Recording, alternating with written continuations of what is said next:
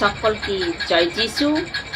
বাইবেলের যে 9টি সত্য, ওই 9টি সত্যর মধ্যে প্রথম, দ্বিতীয় এবং তৃতীয় হয়ে গেছে। আজকে তার 4 নম্বর এবং 5 নম্বর পয়েন্ট। 4 নম্বর পয়েন্টটি হলো, বাইবেলের 9টি সত্য থেকে 4 নম্বর সত্য হলো মানুষ পাপী। তো 4 নম্বর সত্য কি? মানুষ পাপী। এখন হয়তো আপনাদের মনে প্রশ্ন উঠতে পারে, কি মানুষ কিভাবে পাপী হতে পারে? আমি এজন্য বলছি, কারণ যদি আদম ভুল না করত, তো আপনাদের মধ্যে কেউই পাপী হতো না। কি বলছে? যদি আদম ভুল না করত, তাহলে আপনাদের মধ্যে পাপী কেউ হতো না। আমাদের কাউকে এই শব্দ মিলত না কি তুমি পাপী। যদি আপনি আদমকে মানেন কি হ্যাঁ এক মানুষ ছিল যার নাম আদম, তো আপনাকে এও মানতে হবে কি হ্যাঁ ওই আদমের বাটিকাতে এক এরকম ভুল করেছিল কি ওর দ্বারা যত মানুষ জন্ম নিয়েছে ও সব পাপী। আমরা পাপ করে পাপী হই না, আমরা পাপী এর জন্য পাপ করছি। কিছু লোক বলে কি আমি তো একটা মাছিকেও মারিনি, এক পাখিও মারিনি, আমি তো কাউকে কোনো দিন হত্যাও করিনি। তো এ ভালো কথা, তবে এ করো না। আমি কখনো মিথ্যা, গালি, মারামারি, খারাপ কাজ, উল্টোপাল্টা কথা, উল্টোপাল্টা ভিডিও এরকম কোনো হরকতও করি না। এ ভালো কথা, তবে এ করো না। কিন্তু এর পরও আপনার নাম এই লিস্টে থাকবে। আপনি এই ক্যাটাগরিতে যুক্ত হয়ে আছেন। তো এক বাক্য পড়ছি, দেখুন, রোমিও 3 অধ্যায় 23 নম্বর বাক্য। এ বাইবেলের কথা বলছি। সকলেই পাপ করেছে এবং ঈশ্বরের মহিমা থেকে বঞ্চিত হয়েছে। বাইবেলে কি বলছে? যে সকলেই পাপ করেছে এবং ঈশ্বরের মহিমা থেকে। একে বলে যখন আদম ভুল করেছিল, ও ঘটনা ঘটেছিল আদমের বাটিকাতে। ওর পর মানব জাতি যে সৃষ্টি হয়েই চলেছে, ও পরমেশ্বর থেকে দূর চলে গেছে। আর যার জন্য মানুষ সবকিছু করতে লাগলো। আমি আপনাদের কিছু উদাহরণ দিয়ে দিই। আপনার রাগ হয়? হ্যাঁ হয়, বছরে একবার হয়। আবার কিছু কিছু লোকের যাতে বছরের 365 দিন হয়ে থাকে, 24 ঘন্টার মধ্যে 12 ঘন্টা তো রাগই করে থাকি। আবার কাউকে এক মিনিটে রাগ হয়ে থাকে। যাই কিছু হোক না কেন রাগ হয়ে যায়।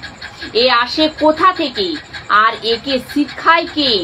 এরকম কোন স্কুল, কলেজ, ক্লাস, কোর্স কোথাও চলে না এই দুনিয়াতে। কি করে রাগ আসে বা রাগ হয় এ আপনাদেরকে শেখানো যায়? বিলকুল না।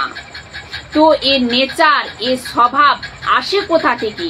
কথায় কথায় মিথ্যা বলা, এর নেচার আসে কোথা থেকে? কারোর প্রতি জ্বলন, কারোর উন্নতি দেখে এর স্বভাব আসে কোথা থেকে?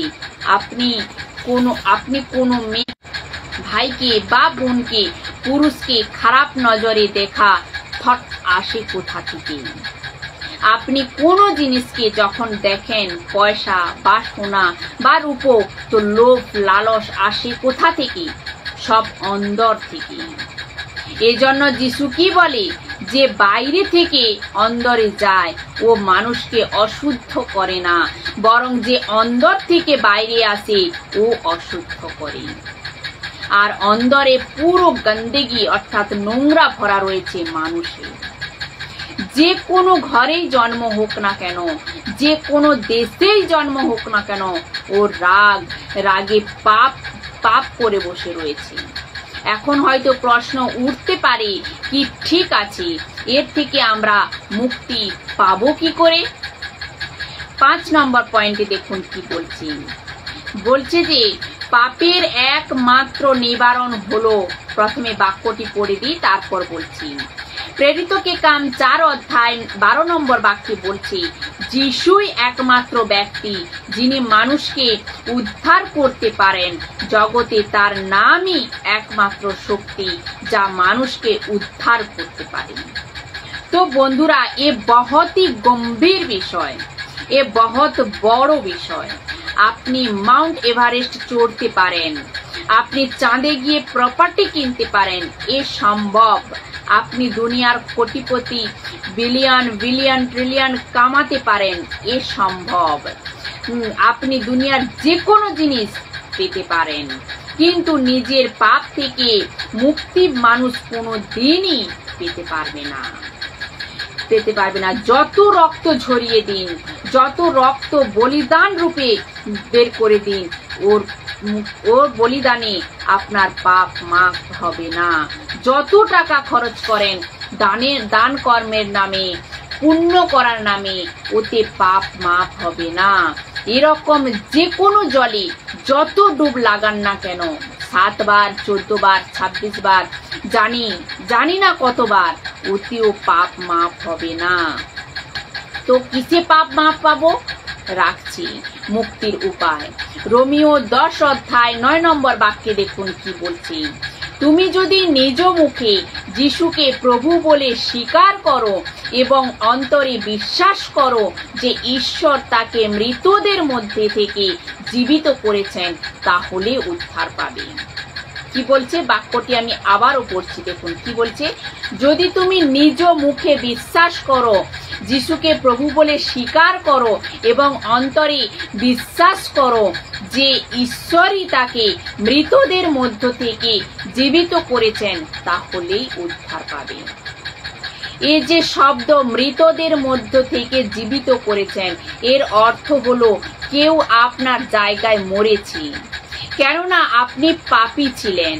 এজন্য তো লেখা আছে কি আকাশের নিচে অর্থাৎ পৃথিবীর ওপর মানব জাতির জন্য কোনো দ্বিতীয় নাম দেওয়া হয়নি, কেননা স্বর্গের নিচে under the sky, under the heavens দেওয়া হয়নি। কেন? কারণ হলো এই বাক্য, রোমিও 10 অধ্যায় 9 নম্বর বাক্য, কেননা কেউ আপনার জন্য মরেছে, কেউ আপনার জন্য মরেছে। তো বন্ধুরা, বহুতই দুঃখ হয় ওই লোকেদের জন্য যে এরকম কথা বলে। কি বলে? এ আপনাদের বলছি, বহুতই দুঃখ হয়, আফসোস হয়, আর ওদের অন্ত কিভাবে হবে ওকেও ভেবে আফসোস হয়।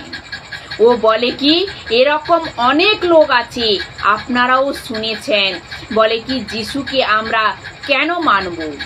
বলে কেননা যে 3টে পেরেকের আঘাত সহ্য করতে পারেনি, মারা গেছে ক্রুশের ওপর, ও 3টে পেরেক সহ্য করতে পারেনি, আর ও মরে গেছে, তবে ও গড কিভাবে হতে পারে? ওকে কেন মানবো? তো আমার বন্ধু, এই তো লুসিফার বলেছে, শয়তান বলেছে, কি বলেছে দেখুন, শয়তান রয়েছে। 3য় পয়েন্টে বলেছিলাম যে শয়তান রয়েছে। শয়তান এই তো আপনাদের ধোকাতে রেখেছেন, এই তো আপনাদেরকে ঠকাচ্ছি, আর এরকম বানিয়েছে যিশুকে নিয়ে কি তোমরা এইভাবে ভাবো কি ও গড কিভাবে হতে পারে যে নিজে 3টে পেরেকের আঘাত সহ্য করতে পারেনি। কিন্তু ও দ্বিতীয় কথাটি বলেনি বা দেখায়নি বা শেখায়নি কি ও 3টে পেরেক এর জন্য মরেছে, 3টে পেরেকে এর জন্য মরেছে তোমাদের পাপ থেকে মুক্তি দেওয়ার জন্য। এ আপনাদেরকে বলেনি। আর এ বলে কি? বাইবেল। আপনাদের যে বাইবেল রয়েছে, এই বাইবেলই বলে যে এর থেকে মুক্তির উপায়। তো আপনি কি করবেন? যদি আমি মেনে নিই আমি পাপী আর আমাকে এই পাপ থেকে মুক্তি চাই, আর আপনি বললেন কি পাপ থেকে মুক্তি পাবার একমাত্রই নিবারণ হচ্ছে, একমাত্রই রেমেডি একই, আর ও হলো যীশু খ্রিস্ট। কেননা ও মরেছে ক্রুশের ওপর, এই কারণ। তো আমাকে কি করতে হবে? আমাকে কি আমার ধর্ম বদলাতে হবে? না, আমার নাম বদলাতে হবে? বিলকুল না। আমার কাপড় কালচার বদলাতে হবে? বিলকুল না। পরিষ্কার ভাবে লেখা আছে, কোথায়? রোমিও 10 অধ্যায় 9 নম্বর বাক্যে। যদি তুমি নিজ মুখে যিশুকে প্রভু বলে, এ যে শব্দ প্রভু, কি বলছে? প্রভু ইংরেজিতে বলে লর্ড, LORD, লর্ড। এরকম কেন? কেননা শয়তান মানব জাতির ওপর করেছে প্রভুতা। যিশু পৃথিবীর ওপর আসে আর প্রভুতাকে নাশ করতে, তো আপনাকে স্বীকার করতে হবে কি আমি ওর প্রভুতায় নয়, আমাকে যিশুর প্রভুতায় চলতে হবে। আমি যিশুর প্রভুতায় চলবো। এর জন্য আমাকে যিশুকে প্রভু বলে স্বীকার করতে হবে। লেখা আছে কি? প্রভু বলে স্বীকার করো, ওরই উদ্ধার হবে, ওরই উদ্ধার হবে। কতটা সহজ বন্ধুরা! মুখে স্বীকার করো, মনে বিশ্বাস করো কি যিশু আমার প্রভু, ফিনিশ, শেষ। আপনার পূর্বপুরুষের যা কিছু শ্রাপ বন্ধন আপনার উপর ছিল, ও সব কিছু এক ঝটকায় শেষ হয়ে যাবে। আজকালের so called prosperity scripture, so called ministry করা পাস্টার ওদের বড় শক্ত শব্দতে বলতে চাই, যিশুর বাক্যকে মজাক বানাবেন না। যখন আপনি কারোর ওপর প্রার্থনা করছেন, বিশেষ করে বিশ্বাসীদের, ওদের জন্য যখন আপনি প্রার্থনা করেন, ওর কথা বলছি, ওদের এ বলো না কি আমি দেখছি তোমাদের ওপর শ্রাপ রয়েছে, এখনো তোমার বন্ধন কাটেনি, আর তোমার ওপর জাদুটোনা করেছে। এসব বকবাস। কেননা 2 কোরিন্থীয় 5 অধ্যায় 17 নম্বর থেকে পড়লে বোঝা যায়, বলে কি কেউ যদি মসজিদে রয়েছে, ও নতুন সৃষ্টিতে জন্ম হয়েছে। এক ঝটকাতে আপনি বাক্যটি পড়ুন, বলে কি নিশ্চয় ওর উদ্ধার হবে, আর ও উদ্ধার পাবে ওই সময়, the same moment, name of Jesus Christ. বলুন, এ বিশেষ করে ওই সব লোকেদের বলি যারা এরকম পাস্টারের কাছে যায় বা সেবকের কাছে যায়, ও নিজেকে সো কল্ড বাবা বানিয়ে বসে আছে। ওদের ঠকাতে থাকবেন না, ওদের চক্করে পড়বেন না, আর আপনি আপনাদের লক্ষ লক্ষ টাকা ওদের পেছনে বরবাদও করবেন না। আর আপনাদেরকে বোকা বানাচ্ছে, আপনাদেরকে ধোকাতে রেখেছে। তো এ বলতেই চাই যে এর সাথে বলতে চাই যে কি যিশু বলে কি এ সত্যকে জেনে গেছে, যে নিজের বুদ্ধি লাগাও, বাইবেল পড়ো। যিশু বলে কি যে সত্যকে জেনে গেছে, ও স্বতন্ত্র হয়ে গেছে। তো এ কিরকম বলতে পারে, কিরকম স্বতন্ত্রতা নিয়ে চলছেন কি তোমাদের এরকম টাইপের বাবা তোমাদের বোকা বানাচ্ছে? বলুন। আবার বলে কি তোমাদের উপবাস করতে হবে, উপবাস রাখতে হবে। একে বলে যিশু যে বলিদান করেছে ও কম ছিল, এজন্য তুমি নিজের মতো করে চেষ্টা করো কি তুমি ওর থেকে বাঁচতে পারো। এ কিরকম বকবাস! এরকম অনেক লোক নিজের দোকান খুলে রেখেছে, আবার ওদের কি করায়, বমি করায়।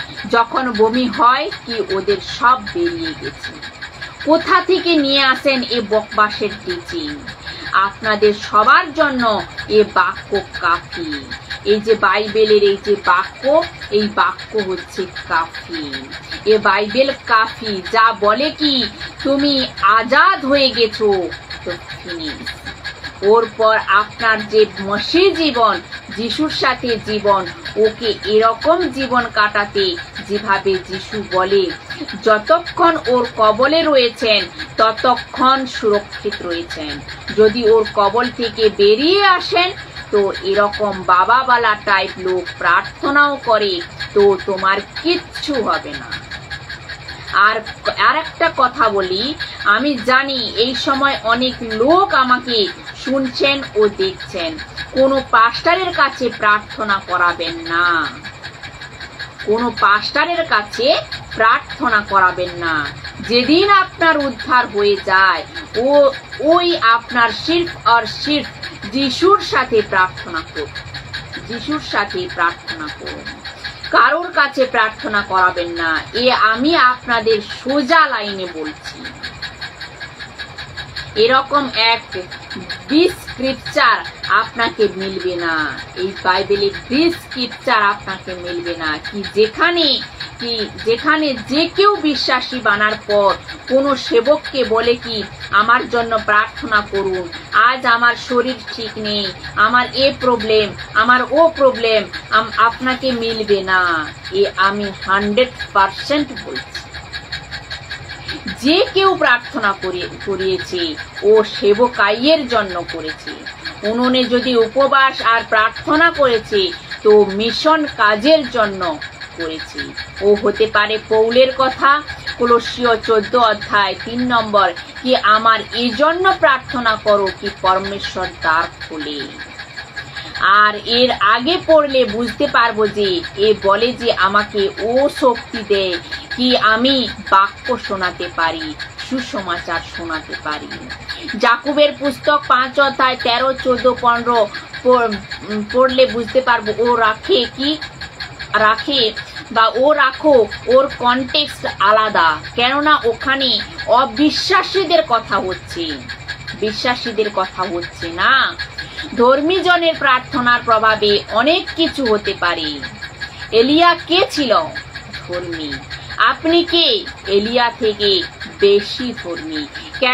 কেননা আপনার ভেতরে যে ধার্মিকতা রয়েছে ও ব্যবস্থার না, ও যিশুর ধার্মিকতা।